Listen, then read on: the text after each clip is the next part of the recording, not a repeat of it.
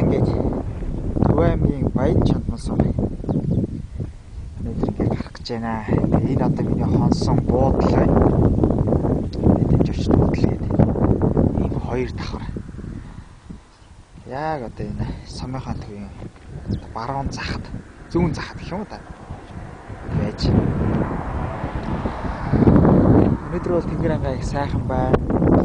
Одоо энэ чинээс Борноор яг 30 км орчим юм байна. Тэгээ ямар ч байсан 30 км орчим юм бэ нэг 6 цаг орчим. 6-аас нэг 7 цаг орчим тоолох байхаа гэж бодож байна. Тэгээ ямар ч байсан Борноор орж хорохгүй бол болохгүй байна. Яагаад гэвэл бас наана айланд байхгүй гэдэг чинь. Тийм учраас заавал одоо тэр сумын төв орж хорхоосоор.